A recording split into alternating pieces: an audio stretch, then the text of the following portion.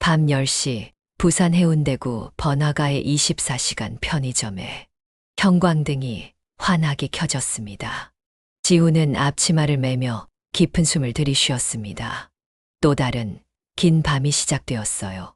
사회복지학과 3학년인 그에게 이 야간 알바는 단순한 아르바이트가 아니었어요. 등록금과 생활비, 그리고 어머니의 병원비까지. 모든 게 지훈의 어깨에 달려 있었습니다. 지훈아, 오늘도 수고해라. 최경수 점장이 무표정한 얼굴로 말했어요. 그의 목소리엔 늘 경계심이 스며 있었습니다. 지훈은 작게 고개를 끄덕이며 인사했어요. 네, 점장님, 조심히 들어가세요. 점장이 나간 후 편의점은 지훈만의 공간이 되었습니다. 혼자가 되자 마음 한편이 무거워졌어요. 아버지가 세상을 떠나신 지 벌써 5년. 초등학교 교사였던 아버지는 늘 말씀하셨죠. 지훈아, 세상에는 도움이 필요한 사람들이 참 많단다. 그런 사람들에게 작은 희망이라도 줄 수 있는 사람이 되어라. 그 말씀 때문에 사회복지학과를 선택했는데 정작 지금은 자신도 도움이 절실했습니다. 새벽 1시가 넘자 손님들이 하나둘 들어오기 시작했어요. 형, 컵라면 하나만. 한 대학생이 후다닥 뛰어들어왔습니다. 얼굴이 상기되어 있었어요. 밤샘 과제예요? 정말 밤새야 할 것 같아요. 내일까지 제초인데 아직 반도 못했거든요. 지훈은 웃으며 뜨거운 물을 부어줬습니다. 힘내세요. 잘 해낼 거예요. 고마워요, 형. 학생이 환하게 웃으며 나갔어요. 지훈의 마음도 조금 따뜻해졌습니다. 새벽 3시 택시기사 아저씨가 들어왔어요. 지훈이 또 밤샘이네? 아저씨, 안녕하세요. 커피 드릴까요? 그래, 고마워. 오늘 손님이 별로 없어서 그런가 잠이 솔솔 오네. 아저씨는 항상 지훈을 아들처럼 챙겨주는 분이었어요. 가끔 지훈의 아버지 이야기를 들려달라고 하시기도 했습니다. 새벽 4시 반 시장에서 일하는 아주머니가 들어오셨어요. 우리 지훈 알바생, 오늘도 수고가 많네. 아주머니도 새벽부터 고생 많으세요. 이런 게 다 우리가 먹고 살려고 하는 일이지. 근데 너는 참 보면 볼수록 기특하단 말이지. 늘 밝은 모습이 정말 맘에 들어. 밤새워 일하면서도 불평 하나 없고 어쩜 이렇게 기특한지. 아주머니의 말에 지훈의 가슴이 먹먹해졌어요. 불평이 없는 게 아니었습니다. 때로는 무너지고 싶었어요. 친구들이 놀 때 혼자 일하는 것도, 수업 시간에 졸음과 싸우는 것도 모두 힘들었습니다. 하지만 포기할 수는 없었어요. 어머니가 계셨고 아버지의 꿈이 있었으니까요. 새벽 5시 점장 최경수가 갑자기 나타났습니다. 지훈은 깜짝 놀랐어요. 점장님, 이 시간에 왜 CCTV 확인하러 왔어? 최경수의 얼굴은 차갑기만 했습니다. 그는 카운터 뒤 모니터를 뚫어지게 바라보기 시작했어요. 점장님, 혹시 문제라도 있나요? 알바들은 믿으면 안 돼. 몇 년 전에 한 번 당했거든. 최경수의 목소리가 쓸쓸했어요. 지훈은 조심스럽게 물었습니다. 무슨 일 있으셨던 거예요? 그때도 너처럼 착한 척하는 녀석이 있었어. 결국 매출을 빼돌렸지. 3개월 동안 몰래 훔쳤던 거야. 최경수의 눈빛이 날카로워졌어요. 그래서 난 이제 아무도 믿지 않아. 특히 너처럼 선량한 척하는 녀석들도 말이야. 순간 지훈의 마음이 움츠러들었습니다. 자신은 정말 정직하게 일하고 있는데 점장은 의심의 눈초리로만 바라보고 있었어요. 억울했지만 뭐라 말할 수도 없었습니다. 새벽 5시 30분, 작은 그림자가 편의점 문을 밀고 들어왔어요. 아주 어려 보이는 꼬마 아이였습니다. 너무 어려 보여서 지훈은 깜짝 놀랐어요. 꼬마야, 이 시간에 왜 혼자 다녀? 아이는 조심스럽게 라면 코너로 걸어갔습니다. 작은 손으로 컵라면 하나를 집더니 계산대로 왔어요. 이거 주세요. 목소리가 가늘고 떨렸습니다. 지훈의 가슴에 뭔가 뜨거운 게 차올랐어요. 이 아이에게는 어떤 사연이 있을까? 왜 이렇게 이른 시간에 혼자 나와 있는 걸까? 지훈은 아이를 바라보며 가만히 생각했어요. 아버지였다면 뭐라고 하셨을까? 그때 최경수 점장이 날카로운 시선으로 지훈을 쳐다보고 있다는 걸 느꼈습니다. 모니터 속 CCTV가 모든 걸 기록하고 있었어요. 지훈의 마음 속에서 무언가가 꿈틀거리기 시작했습니다. 이 작은 만남이 그의 인생을 완전히 바꿔놓게 될 줄은 그때는 전혀 몰랐어요. 이거 얼마예요? 아이의 목소리가 떨렸어요. 작은 손에는 900원짜리 컵라면이 들려 있었습니다. 지훈은 자세히 아이를 바라봤어요. 7살 정도로 보였습니다. 눈가에 눈물이 맺혀 있었어요. 900원이야. 아이가 주머니를 뒤적거렸어요. 동전들이 떨어질 뻔했습니다. 작은 손바닥에는 700원밖에 없었어요. 200원이 모자라는데 아이의 어깨가 축 처졌어요. 그 모습을 보는 순간 지훈의 가슴이 철렁 내려앉았습니다. 뒤에서 최경수 점장의 시선이 느껴졌어요. CCTV 모니터 앞에서 날카롭게 지켜보고 있었습니다. 규칙은 규칙이야. 돈이 부족하면 팔면 안 되지. 점장의 목소리가 머릿속에서 맴돌았어요. 하지만 아이의 초라한 모습이 자꾸 아버지 생각을 불러일으켰습니다. 아빠가 돌아가신 후에 어머니와 단둘이 지냈던 그때가 떠올랐어요. 꼬마야, 집에 누구 안 계시니? 아빠 전화번호 알고 있으면 말해봐. 지훈이 조심스럽게 물었어요. 아이가 고개를 젓더니 울먹이기 시작했습니다. 아빠 일하러 갔어요. 밤늦게 들어오세요. 작은 목소리였지만 지훈의 마음을 꽉 쥐어짰어요. 그럼 엄마는? 엄마는 없어요. 하늘 날아갔어요. 순간 지훈의 세상이 멈춘 것 같았어요. 제 안에서 뭔가가 툭 하고 끊어졌습니다. 아이의 상황이 너무나 자신과 비슷했어요. 지훈도 어린 시절 혼자 집을 지켜야 했던 날들이 많았습니다. 배가 고파도 참아야 했던 밤들이 있었어요. 지훈은 몰래 자신의 지갑을 꺼냈어요. 200원을 꺼내서 계산기에 넣었습니다. 이제 됐어. 괜찮아. 아이의 눈이 동그랗게 커졌어요. 정말이요? 형, 감사합니다. 하지만 지훈의 마음은 여전히 무거웠어요. 라면 하나로는 부족할 것 같았습니다. 잠깐만. 지훈이 냉장고로 걸어갔어요. 우유 한 팩과 김밥을 들고 왔습니다. 이것도 같이 가져가려. 그런데 난 돈이 없는데요. 괜찮아. 아빠 오실 때까지 잘 챙겨 먹고 있어야 돼. 지훈의 목소리가 따뜻했어요. 아이의 얼굴에 환한 미소가 퍼졌습니다. 정말 고마워요, 형아. 아이가 꾸벅 인사하고 나갔어요. 작은 뒷모습이 문을 나서는 걸 보며 지훈의 마음이 뭉클해졌습니다. 그때 뒤에서 차가운 목소리가 들렸어요. 뭐 하는 거야? 최경수 점장이 성큼성큼 다가왔습니다.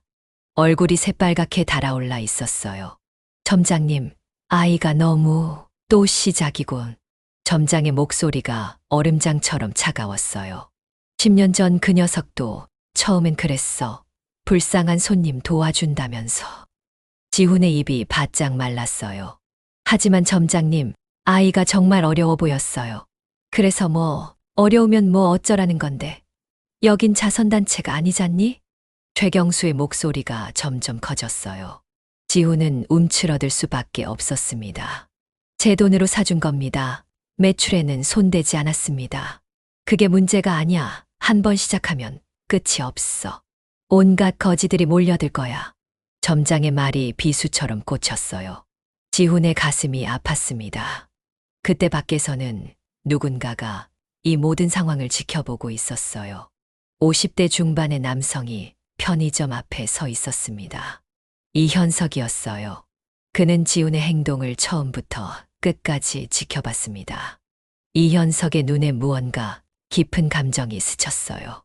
지훈의 모습에서 오래전 기억이 떠올랐습니다. 20년 전 자신을 따뜻하게 돌봐줬던 한 초등학교 선생님이 생각났어요. 이현석은 조용히 발걸음을 돌렸어요. 하지만 마음속으로는 이미 결심을 내리고 있었습니다. 편의점 안에서는 여전히 차가운 대화가 이어지고 있었어요. 내일부터 출근하지 마. 최경수의 말에 지훈의 얼굴이 하얗게 질렸어요. 점장님, 다시는 이런 일 없을 거예요. 믿을 수 없고 넌 이미 선을 넘었어. 지훈의 다리에 힘이 빠졌어요. 등록금은 어떻게 하죠? 어머니께는 뭐라고 말씀드려야 할까요? 하지만 후회는 되지 않았어요. 아이의 환한 미소가 자꾸 떠올랐습니다. 아버지라면 분명 같은 선택을 하셨을 거예요. 새벽 6시, 지훈은 무거운 발걸음으로 편의점을 나왔어요. 운명의 선택이 그의 인생을 어떻게 바꿔놓을지 아직 알 수 없었습니다. 다음 날 오후 지훈은 무거운 마음으로 편의점 앞을 지나갔어요. 어제 일이 꿈이었으면 좋겠다고 생각했지만 현실은 냉혹했습니다. 점장 최경수의 차가운 목소리가 귓가에서 맴돌았어요. 내일부터 출근하지 마. 가슴이 답답했어요. 등록금은 어떻게 마련해야 할까요? 편의점 안에서는 평소처럼 다른 알바생들이 일하고 있었어요. 지훈의 자리에는 새로운 사람이 서 있었습니다. 야, 지훈아. 뒤에서 누군가 불렀어요. 같이 일했던 알바생 수진이었습니다. 수진아. 진짜 그만둔 거야?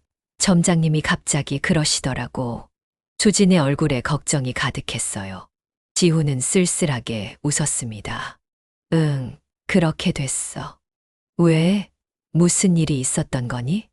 지훈이 어제 일을 간단히 설명했어요. 수진의 표정이 복잡해졌습니다. 그 아이를 도와준 거였구나. 너답다. 수진이 안쓰럽게 바라봤어요. 하지만 점장님 성격 알잖아. 한 번 마음 먹으면 절대 안 바뀌시는 거. 다른 알바생들도 지훈을 동정하는 눈으로 바라봤어요. 하지만 아무도 나서서 도와주지는 못했습니다. 자신들의 일자리가 걱정됐거든요. 지훈은 그들을 이해했어요. 모두 자신처럼 어려운 상황에서 일하는 사람들이었으니까요. 나 괜찮아.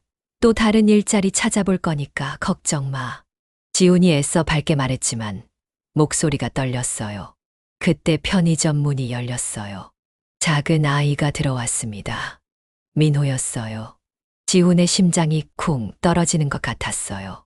민호는 편의점 안을 두리번거리더니 계산대로 갔어요. 어제 그 형아, 어디 갔어요?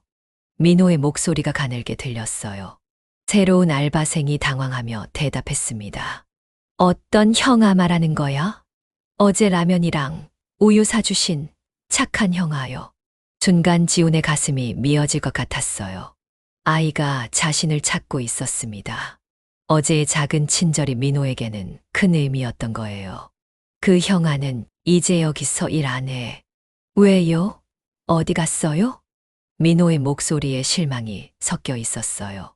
지훈은 더 이상 지켜볼 수 없어서 편의점을 등졌습니다. 발걸음이 무거웠어요.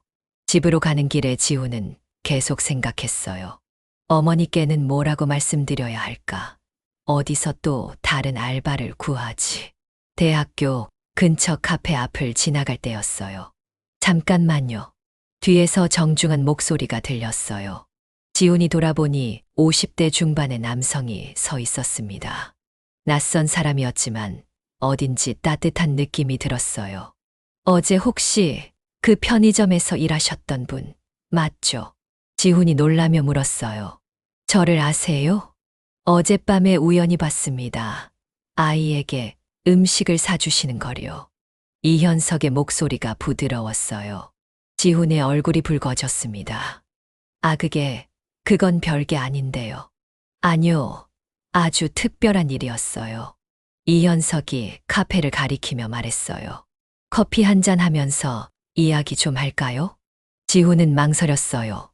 모르는 사람이었거든요. 하지만 이현석의 눈빛에는 진실함이 있었어요. 그리고 지금 지훈에게는 누군가와 이야기할 필요가 있었습니다. 네, 좋아요. 카페에 앉자 이현석이 먼저 입을 열었어요. 자기소개부터 할게요. 저는 이현석이라고 합니다. 희망교육재단에서 일하고 있어요. 재단이요? 어려운 환경의 아이들을 돕는 일을 해요. 지훈의 눈이 커졌어요. 저는 박지훈이에요. 사회복지학과 학생이고요. 아, 사회복지학과군요. 그럼 더욱 잘 아시겠네요.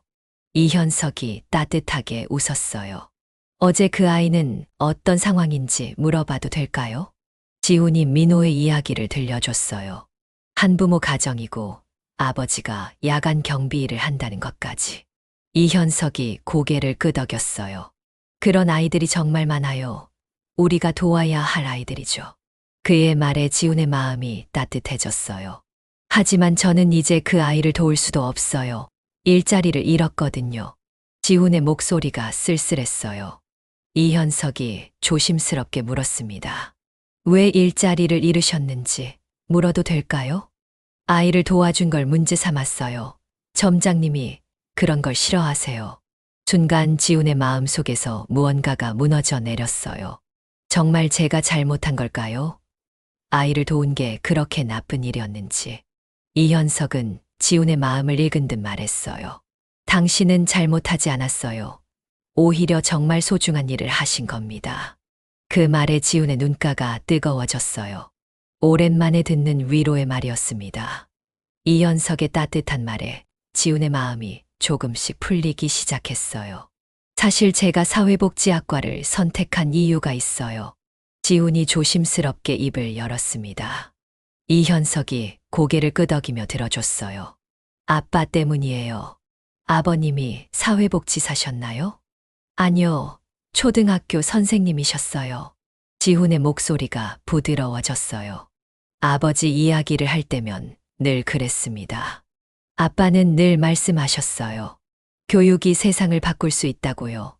어려운 아이들에게 희망을 줘야 한다고요. 이현석의 눈빛이 깊어졌어요. 멋진 분이셨네요. 지금도 교직에 계신가요? 순간 지훈의 얼굴이 어두워졌어요. 5년 전에 돌아가셨어요. 암이었거든요. 죄송합니다. 이현석의 목소리가 조심스러워졌어요. 지훈이 고개를 저었습니다. 괜찮아요. 아빠는 마지막까지 항상 학생들 걱정만 하셨어요. 지훈의 눈가가 촉촉해졌어요. 그리고 돌아가시기 전에 저에게 부탁하셨어요. 아빠가 못다한 일을 이어달라고. 이현석이 숨을 깊게 들이쉬었어요. 아버님 성함은 어떻게 되시나요? 박철자 숫자입니다.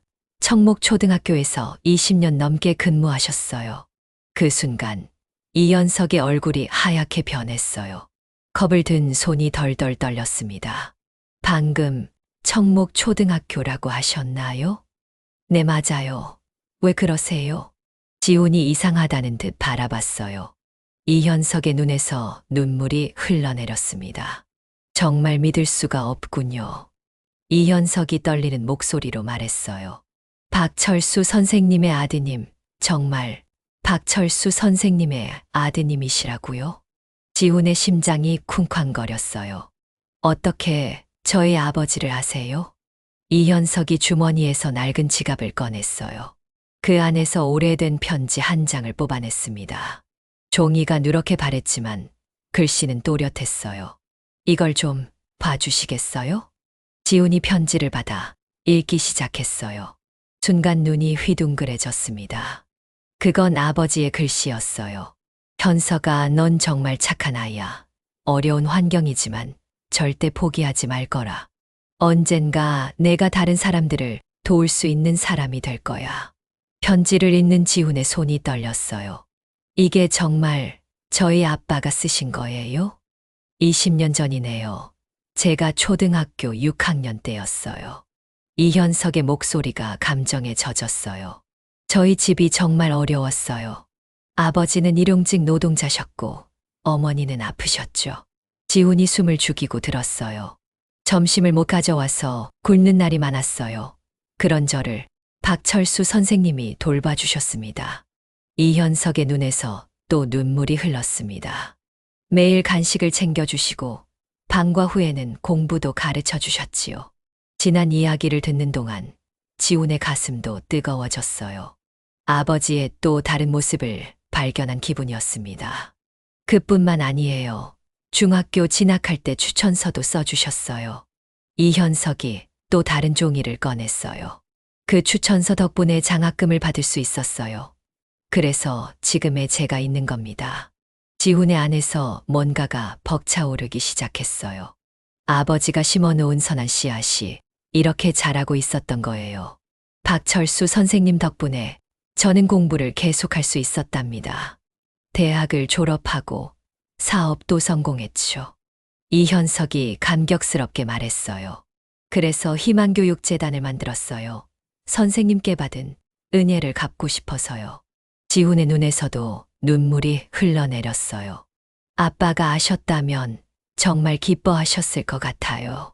지훈 씨, 저와 함께 일해 주시겠어요? 이현석이 간절하게 말했어요.